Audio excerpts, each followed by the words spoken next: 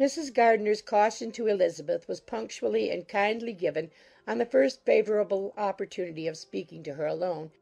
After honestly telling her what she thought, she thus went on. "You are too sensible a girl, Lizzie, to fall in love merely because you are warned against it, and therefore I am not afraid of speaking openly.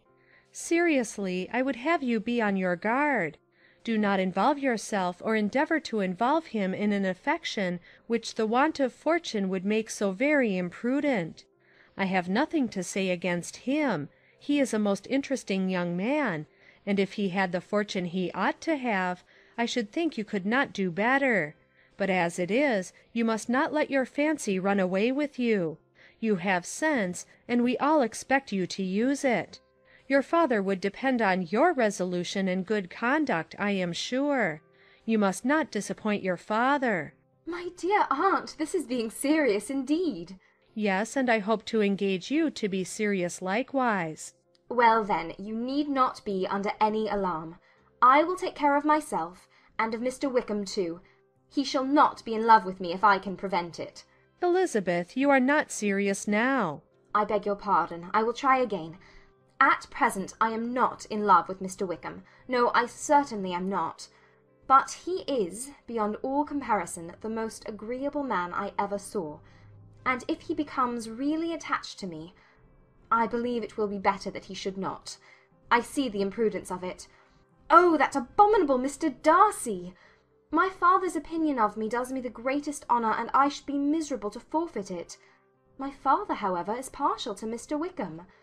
In short, my dear aunt, I should be very sorry to be the means of making any of you unhappy, but since we see every day that where there is affection, young people are seldom withheld by immediate want of fortune from entering into engagements with each other, how can I promise to be wiser than so many of my fellow creatures if I am tempted?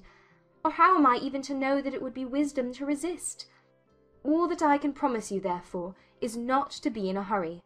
I will not be in a hurry to believe myself his first object. When I am in company with him I will not be wishing. In short, I will do my best. "Perhaps it will be as well if you discourage his coming here so very often. At least, you should not remind your mother of inviting him." As I did the other day, said Elizabeth with a conscious smile. Very true. It will be wise in me to refrain from that. But do not imagine that he is always here so often. It is on your account that he has been so frequently invited this week. You know my mother's ideas as to the necessity of constant company for her friends. But really, and upon my honour, I will try to do what I think to be the wisest. And now I hope you are satisfied. Her aunt assured her that she was, and Elizabeth, having thanked her for the kindness of her hints, they parted. A wonderful instance of advice being given on such a point without being resented. Mr. Collins returned into Hertfordshire soon after it had been quitted by the Gardiners and Jane, but as he took up his abode with the Lucases, his arrival was no great inconvenience to Mrs. Bennet. His marriage was now fast approaching, and she was at length so far resigned as to think it inevitable, and even repeatedly to say, in an ill-natured tone, that she wished they might be happy.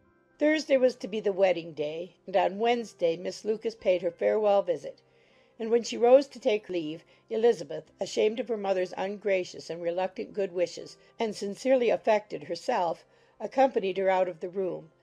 As they went downstairs together, Charlotte said, "I shall depend on hearing from you very often, Eliza." That you certainly shall.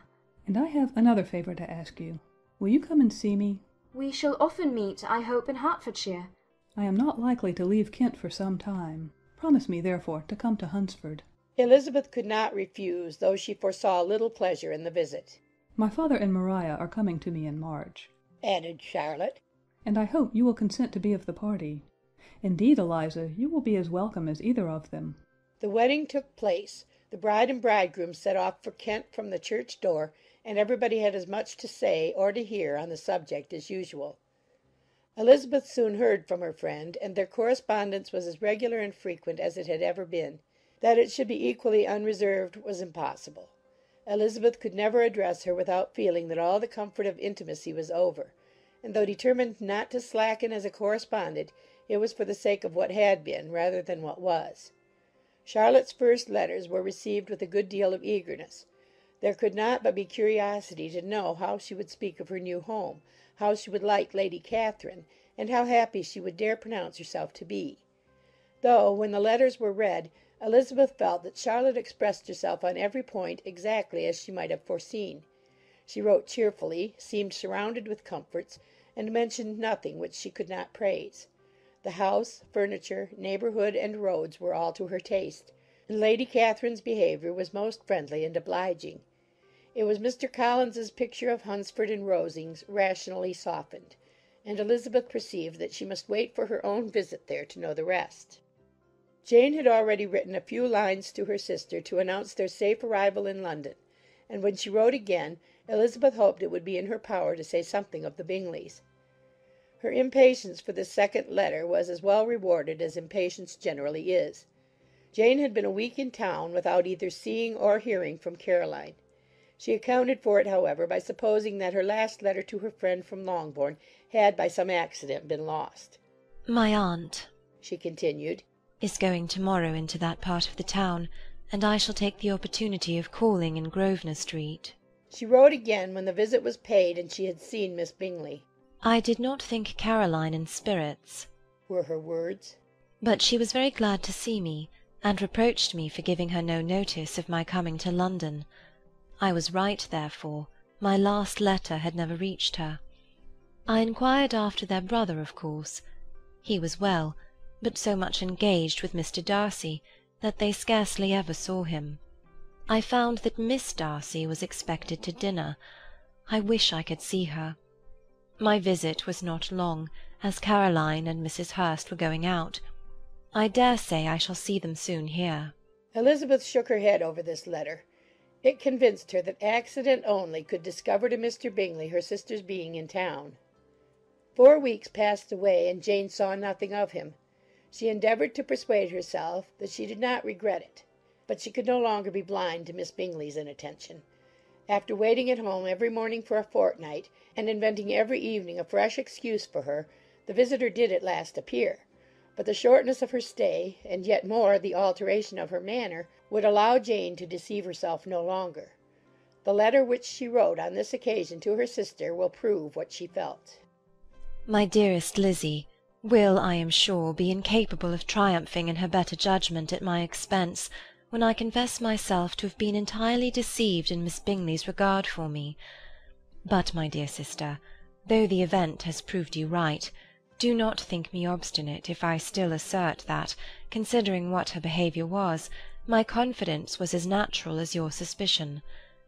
I do not at all comprehend her reason for wishing to be intimate with me, but if the same circumstances were to happen again, I am sure I should be deceived again. Caroline did not return my visit till yesterday, and not a note, not a line did I receive in the meantime. When she did come, it was very evident that she had no pleasure in it.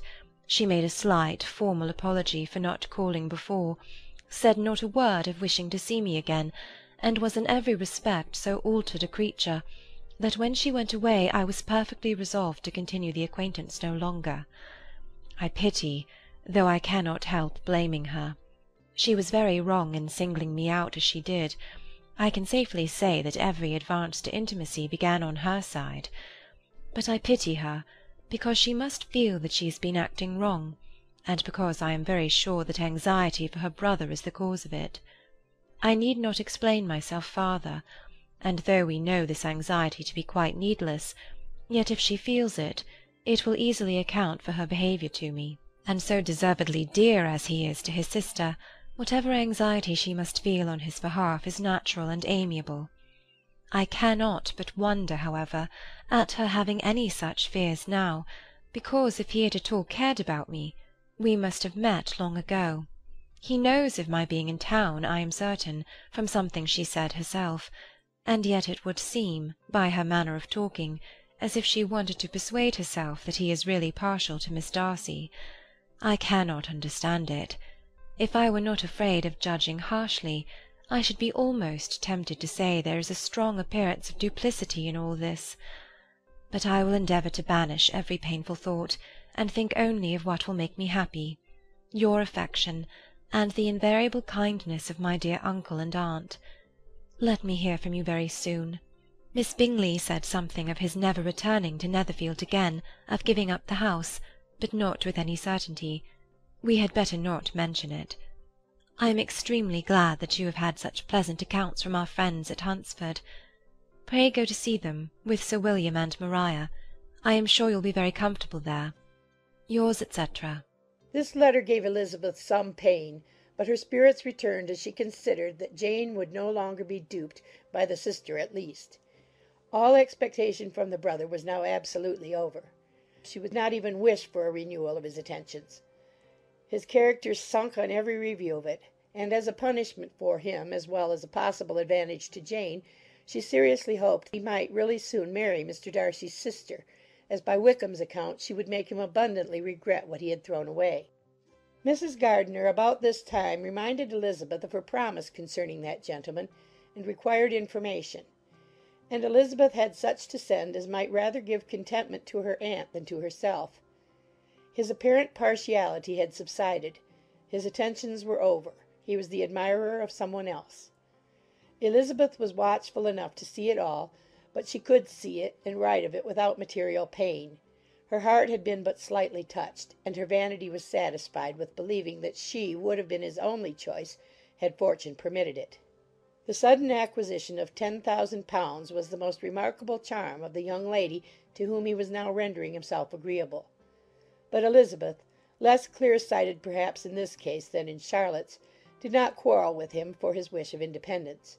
Nothing, on the contrary, could be more natural; and while able to suppose that it cost him a few struggles to relinquish her, she was ready to allow it a wise and desirable measure for both, and could very sincerely wish him happy.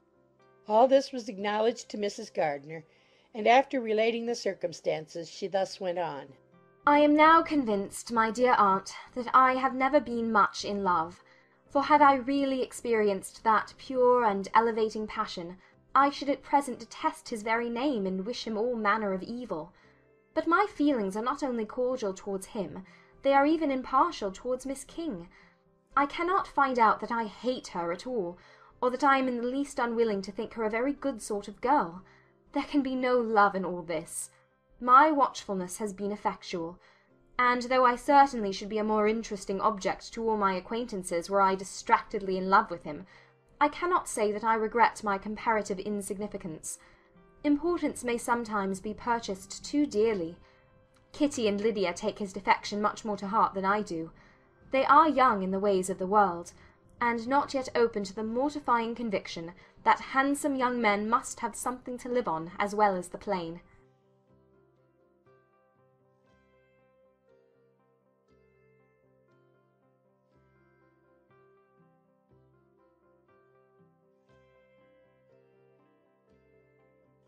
With no greater events than these in the Longbourn family, and otherwise diversified by little beyond the walks to Meryton, sometimes dirty and sometimes cold, did January and February pass away. March was to take Elizabeth to Hunsford. She had not at first thought very seriously of going thither, but Charlotte, she soon found, was depending on the plan, and she gradually learned to consider it herself with greater pleasure as well as greater certainty. Absence had increased her desire of seeing Charlotte again, and weakened her disgust of Mr. Collins.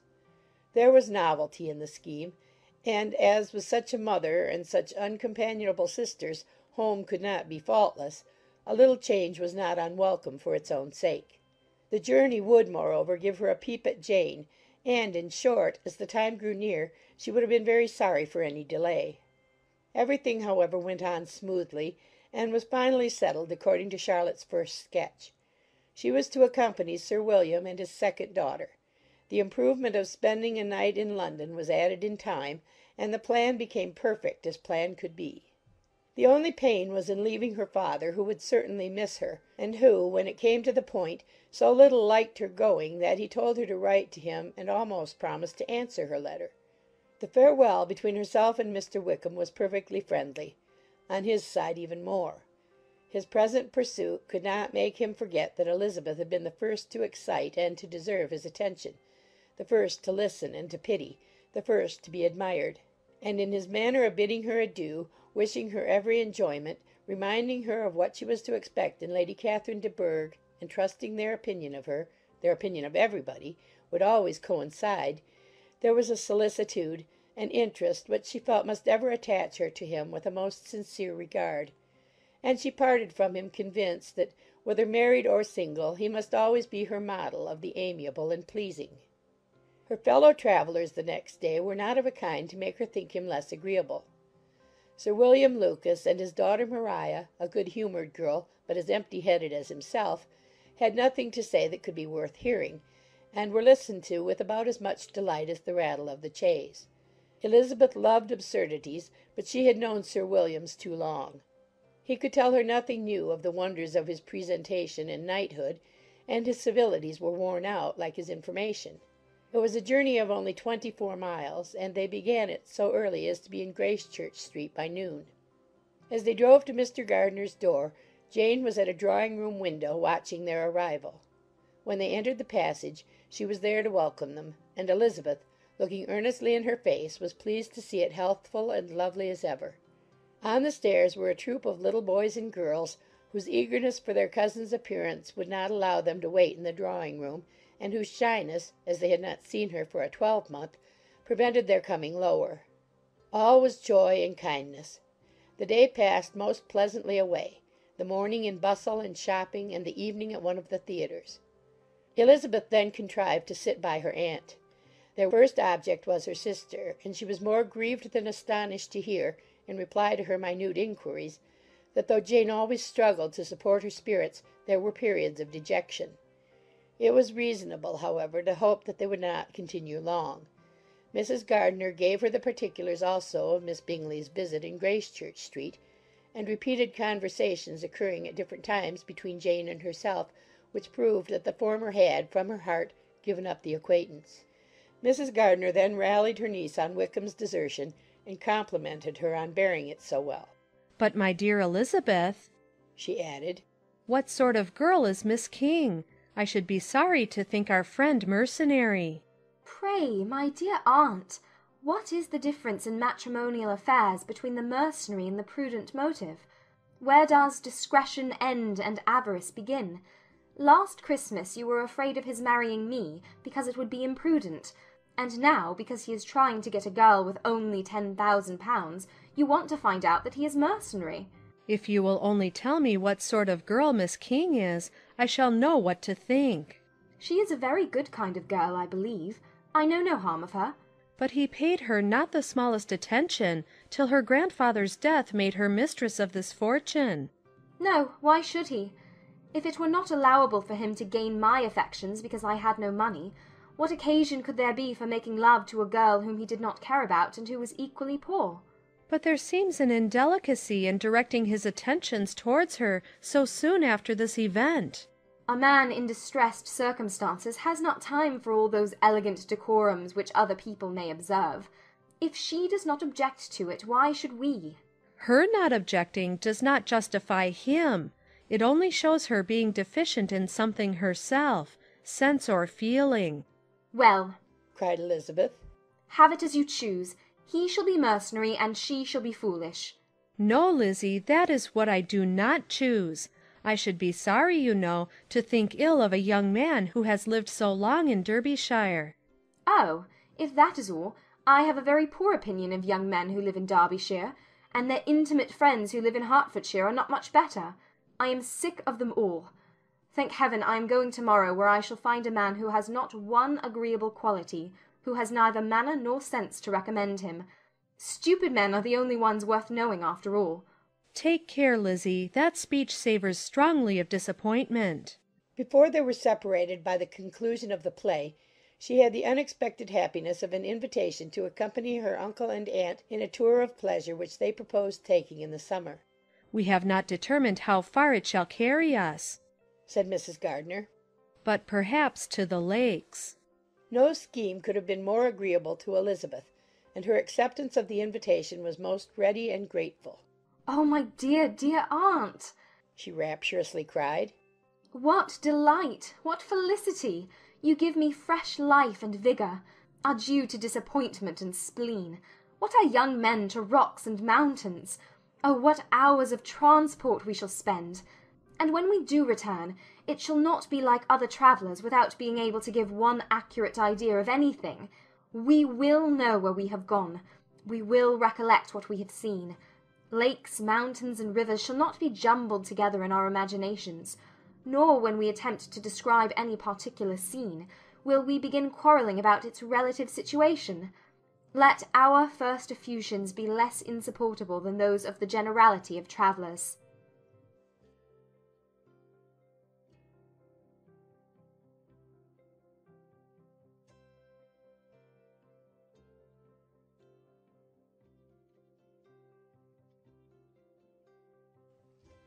Every object in the next day's journey was new and interesting to Elizabeth, and her spirits were in a state of enjoyment, for she had seen her sister looking so well as to banish all fear for her health, and the prospect of her northern tour was a constant source of delight.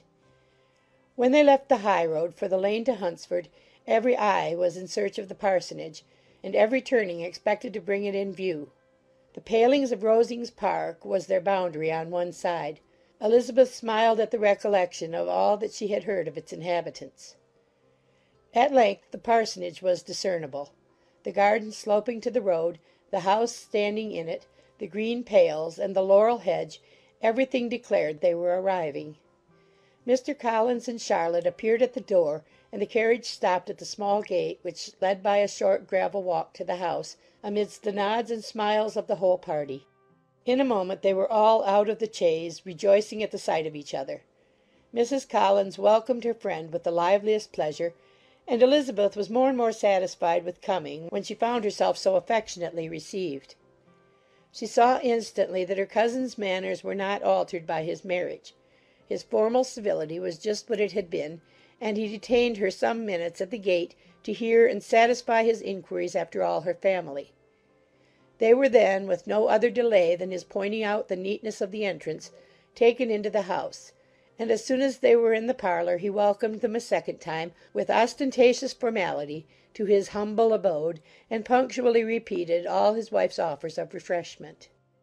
Elizabeth was prepared to see him in his glory, and she could not help in fancying that in displaying the good proportion of the room, its aspect, and its furniture, he addressed himself particularly to her, as if wishing to make her feel what she had lost in refusing him. But though everything seemed neat and comfortable, she was not able to gratify him by any sigh of repentance, and rather looked with wonder at her friend that she could have so cheerful an air with such a companion. When Mr. Collins said anything of which his wife might reasonably be ashamed, which certainly was not unseldom, she involuntarily turned her eye on Charlotte. Once or twice she could discern a faint blush, but in general Charlotte wisely did not hear. After sitting long enough to admire every article of furniture in the room, from the sideboard to the fender, to give an account of their journey and of all that had happened in London, Mr. Collins invited them to take a stroll in the garden, which was large and well laid out, and to the cultivation of which he attended himself. To work in this garden was one of his most respectable pleasures, and Elizabeth admired the command of countenance with which Charlotte talked of the healthfulness of the exercise, and owned she encouraged it as much as possible. Here, leading the way through every walk and cross-walk, and scarcely allowing them an interval to utter the praises he asked for, every view was pointed out with a minuteness which left beauty entirely behind. He could number the fields in every direction, and could tell how many trees there were in the most distant clump. But of all the views which his garden, or which the country or kingdom could boast, none were to be compared with the prospect of Rosings, afforded by an opening in the trees that bordered the park nearly opposite the front of his house. It was a handsome modern building, well situated on rising ground. From his garden Mr. Collins would have led them round his two meadows, but the ladies, not having shoes to encounter the remains of a white frost, turned back; and whilst Sir William accompanied him, Charlotte took her sister and friend over the house, extremely well pleased, probably, to have the opportunity of showing it without her husband's help. It was rather small, but well built and convenient, and everything was fitted up and arranged with a neatness and consistency of which Elizabeth gave Charlotte all the credit.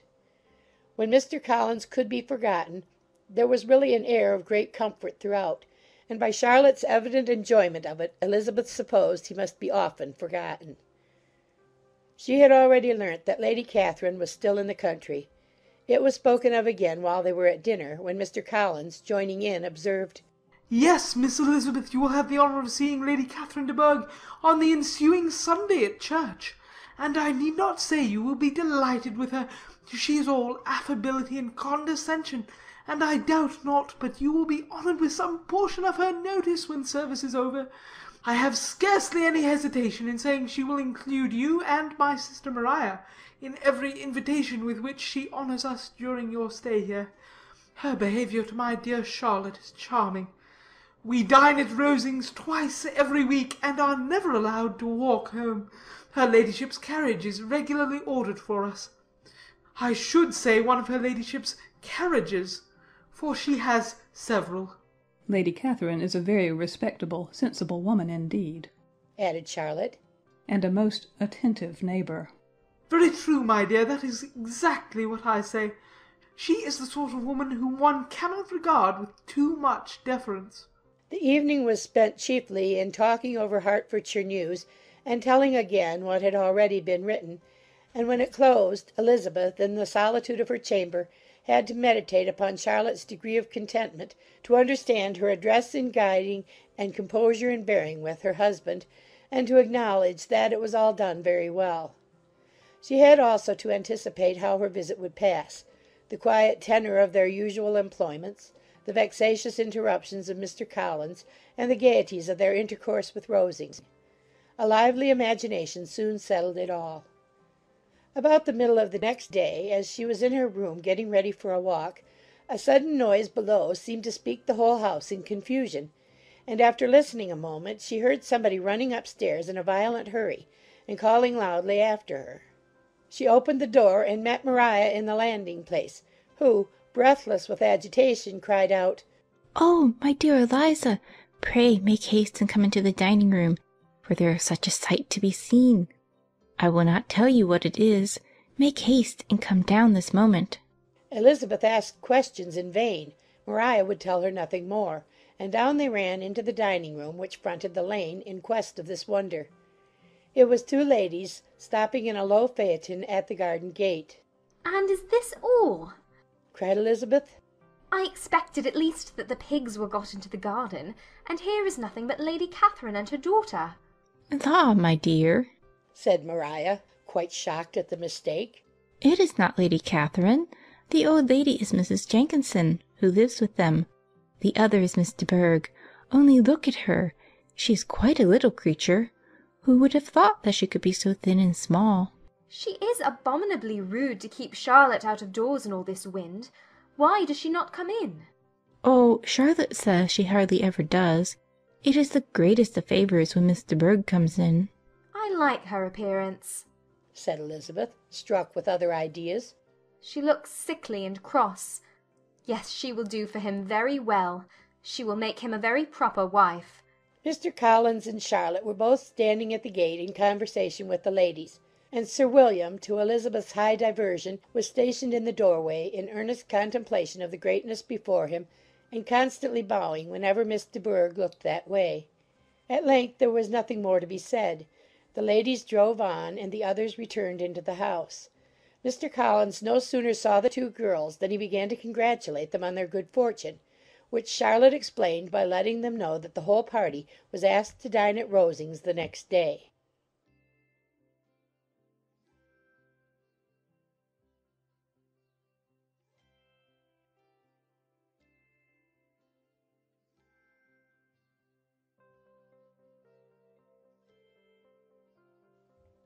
Mr. Collins's triumph, in consequence of this invitation, was complete. The power of displaying the grandeur of his patroness to his wondering visitors, and of letting them see her civility towards himself and his wife, was exactly what he had wished for; and that an opportunity of doing it should be given so soon was such an instance of Lady Catherine's condescension as he knew not how to admire enough. "I confess," said he, "that I should not have been at all surprised by her ladyship's asking us on a Sunday to drink tea and spend the evening at Rosings. I rather expected, from my knowledge of her affability, that it would happen. But who could have foreseen such an attention as this? Who could have imagined that we should receive an invitation to dine there? An invitation, moreover, including the whole party, so immediately after your arrival." "I am the less surprised at what has happened," replied Sir William, "from that knowledge of what the manners of the really great are, which my situation in life has allowed me to acquire. About the court, such instances of elegant breeding are not uncommon." Scarcely anything was talked of the whole day or next morning but their visit to Rosings. Mr. Collins was carefully instructing them in what they were to expect, that the sight of such rooms, so many servants, and so splendid a dinner might not wholly overpower them. When the ladies were separating for the toilette, he said to Elizabeth, "Do not make yourself uneasy, my dear cousin, about your apparel. Lady Catherine is far from requiring that elegance of dress in us which becomes herself and her daughter. I would advise you merely to put on whatever of your clothes is superior to the rest. There is no occasion for anything more. Lady Catherine will not think the worse of you for being simply dressed. She likes to have the distinction of rank preserved." While they were dressing, he came 2 or 3 times to their different doors to recommend their being quick, as Lady Catherine very much objected to be kept waiting for her dinner. Such formidable accounts of her ladyship and her manner of living quite frightened Maria Lucas, who had been little used to company, and she looked forward to her introduction at Rosings with as much apprehension as her father had done to his presentation at St. James's. As the weather was fine, they had a pleasant walk of about half a mile across the park.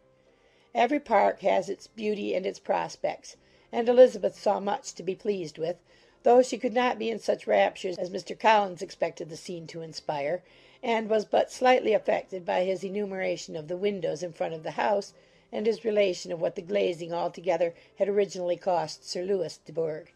When they ascended the steps to the hall, Maria's alarm was every moment increasing, and even Sir William did not look perfectly calm. Elizabeth's courage did not fail her. She had heard nothing of Lady Catherine that spoke her awful from any extraordinary talents or miraculous virtue, and the mere stateliness of money or rank she thought she could witness without trepidation.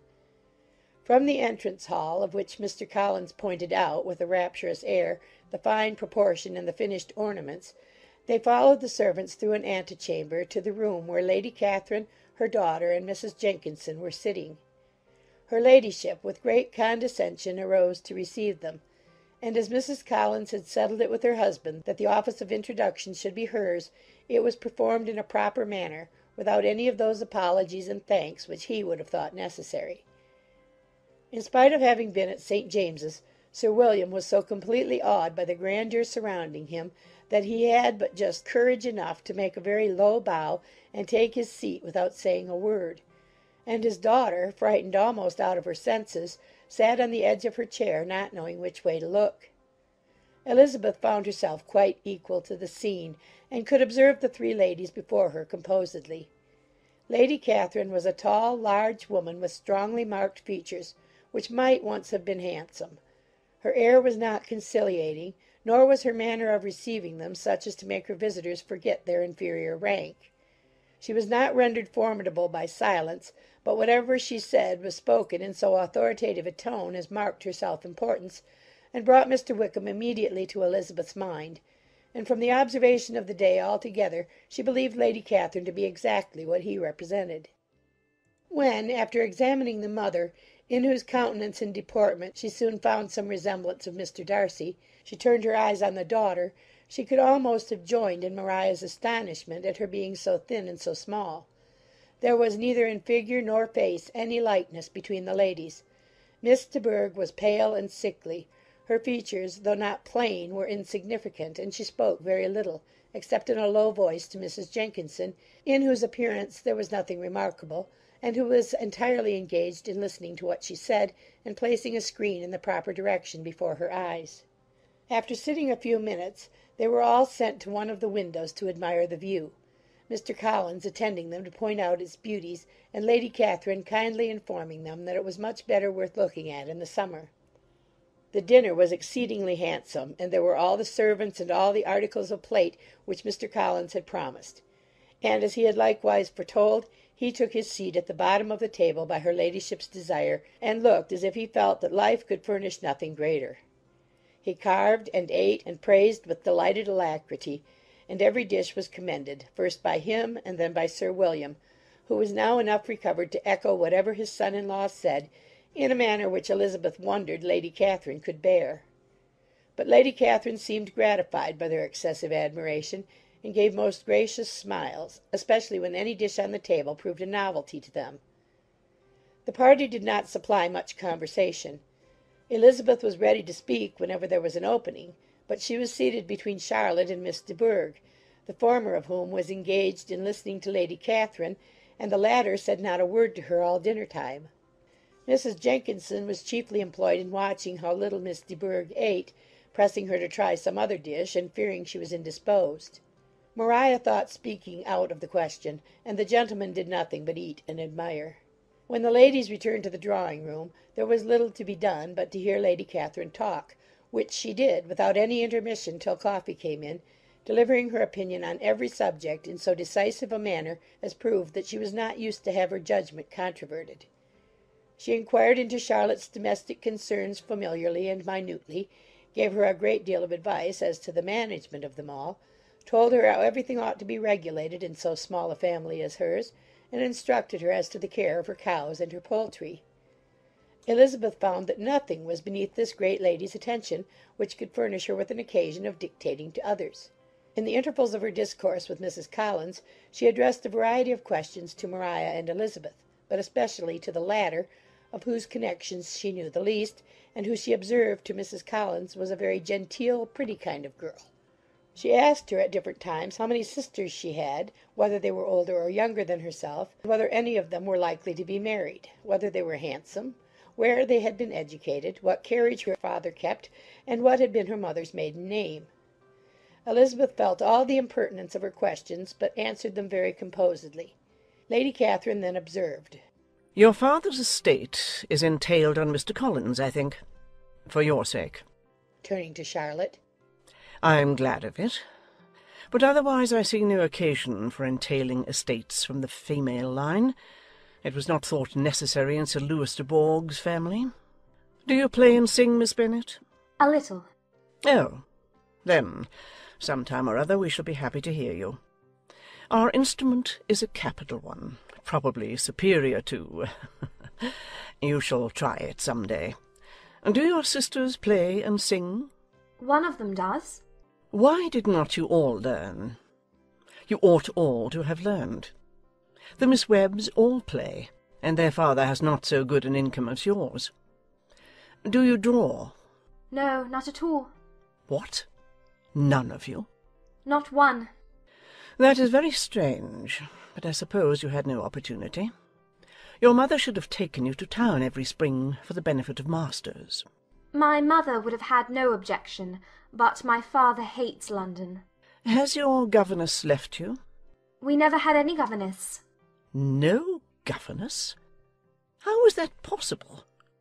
5 daughters brought up at home without a governess? I never heard of such a thing.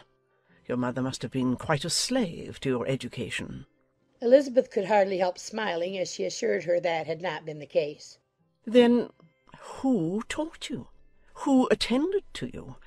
Without a governess you must have been neglected." Compared with some families, I believe we were, but such of us as wished to learn never wanted the means. We were always encouraged to read, and had all the masters that were necessary. Those who chose to be idle certainly might. "Ay, no doubt. But that is what a governess will prevent. And if I had known your mother, I should have advised her most strenuously to engage one. I always say that nothing is to be done in education without steady and regular instruction, and nobody but a governess can give it. It is wonderful how many families I have been the means of supplying in that way. I am always glad to get a young person well placed out. 4 nieces of Mrs. Jenkinson are most delightfully situated through my means, and it was but the other day that I recommended another young person who was merely accidentally mentioned to me, and the family are quite delighted with her. Mrs. Collins, did I tell you of Lady Metcalfe's calling yesterday to thank me? She finds Miss Pope a treasure. "Lady Catherine," said she, "you have given me a treasure." Are any of your younger sisters out, Miss Bennet? Yes, ma'am, all. All? What? All 5 out at once? Very odd. And you only the second. The younger ones out before the elder ones are married. Your younger sisters must be very young. Yes, my youngest is not 16. Perhaps she is full young to be much in company. But really, ma'am, I think it would be very hard upon younger sisters that they should not have their share of society and amusement, because the elder may not have the means or inclination to marry early. The last-born has as good a right to the pleasures of youth as the first, and to be kept back on such a motive, I think it would not be very likely to promote sisterly affection or delicacy of mind. Upon my word, said her ladyship. You give your opinion very decidedly for so young a person. Pray, what is your age? With 3 younger sisters grown up, replied Elizabeth, smiling. Your ladyship can hardly expect me to own it. Lady Catherine seemed quite astonished at not receiving a direct answer, and Elizabeth suspected herself to be the first creature who had ever dared to trifle with so much dignified impertinence. You cannot be more than 20, I am sure, therefore you need not conceal your age. I am not 21. When the gentlemen had joined them, and tea was over, the card-tables were placed. Lady Catherine, Sir William, and Mr. and Mrs. Collins sat down to quadrille, and as Miss de Bourgh chose to play at casino, the 2 girls had the honour of assisting Mrs. Jenkinson to make up her party. Their table was superlatively stupid. Scarcely a syllable was uttered that did not relate to the game, except when Mrs. Jenkinson expressed her fears of Miss de Bourgh's being too hot or too cold, or having too much or too little light. A great deal more passed at the other table. Lady Catherine was generally speaking, stating the mistakes of the 3 others, or relating some anecdote of herself. Mr. Collins was employed in agreeing to everything her ladyship said, thanking her for every fish he won, and apologizing if he thought he won too many. Sir William did not say much. He was storing his memory with anecdotes and noble names. When Lady Catherine and her daughter had played as long as they chose, the tables were broken up, the carriage was offered to Mrs. Collins, gratefully accepted, and immediately ordered. The party then gathered round the fire to hear Lady Catherine determine what weather they were to have on the morrow. From these instructions they were summoned by the arrival of the coach, and with many speeches of thankfulness on Mr. Collins's side, and as many bows on Sir William's, they departed. As soon as they had driven from the door, Elizabeth was called on by her cousin to give her opinion of all that she had seen at Rosings, which for Charlotte's sake she made more favourable than it really was. But her commendation, though costing her some trouble, could by no means satisfy Mr. Collins, and he was very soon obliged to take her ladyship's praise into his own hands.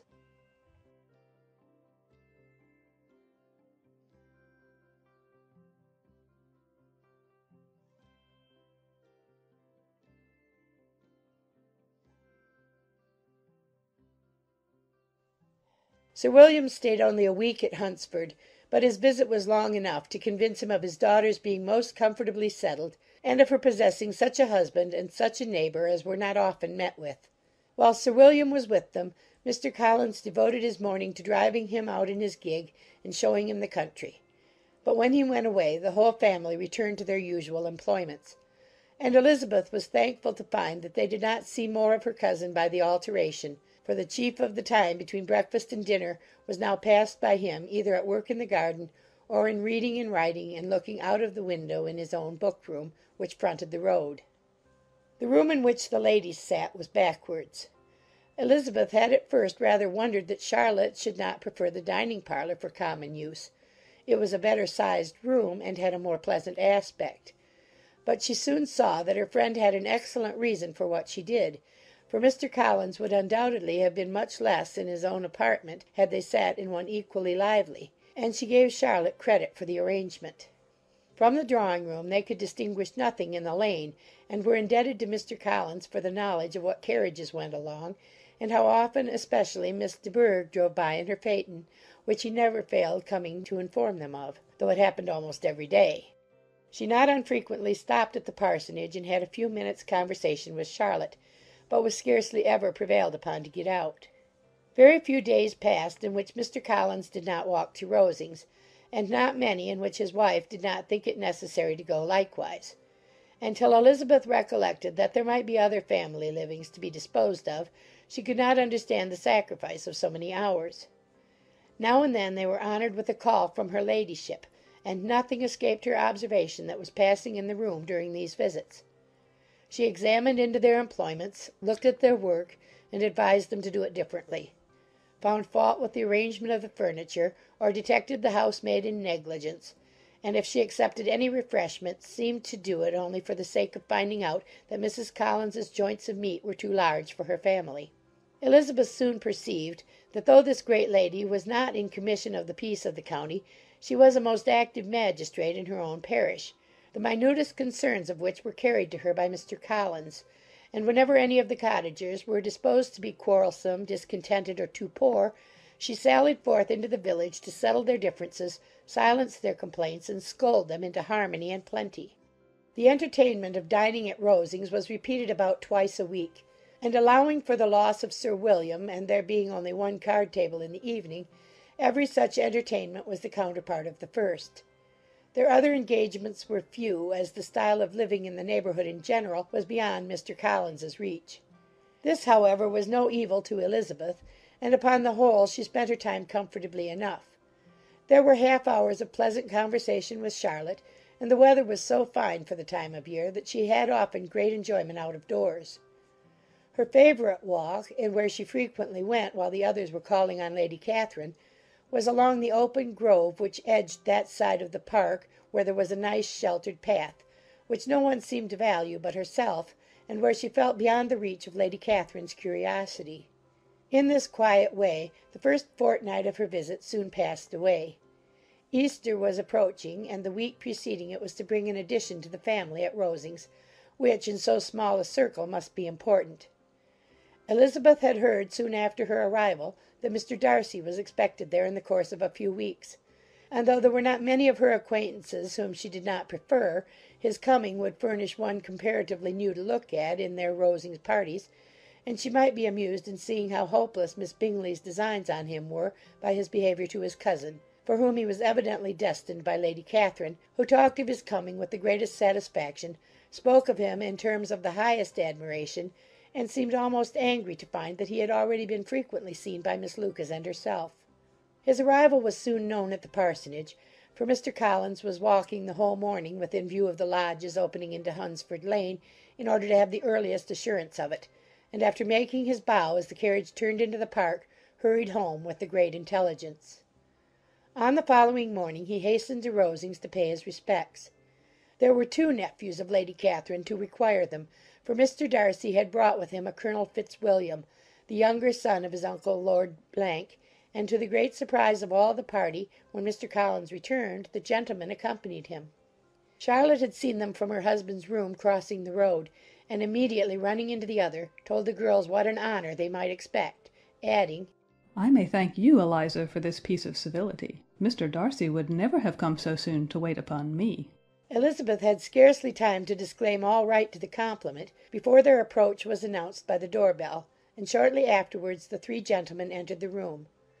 Colonel Fitzwilliam, who led the way, was about 30, not handsome, but in person and address most truly the gentleman. Mr. Darcy looked just as he had been used to look in Hertfordshire, paid his compliments with his usual reserve to Mrs. Collins, and whatever might be his feelings toward her friend, met her with every appearance of composure. Elizabeth merely curtsied to him without saying a word. Colonel Fitzwilliam entered into conversation directly with the readiness and ease of a well-bred man, and talked very pleasantly; but his cousin, after having addressed a slight observation on the house and garden to Mrs. Collins, sat for some time without speaking to anybody. At length, however, his civility was so far awakened as to inquire of Elizabeth after the health of her family. She answered him in the usual way, and after a moment's pause added, My eldest sister has been in town these 3 months. Have you never happened to see her there? She was perfectly sensible that he never had, but she wished to see whether he would betray any consciousness of what had passed between the Bingleys and Jane, and she thought he looked a little confused as he answered that he had never been so fortunate as to meet Miss Bennet. The subject was pursued no farther, and the gentlemen soon afterwards went away.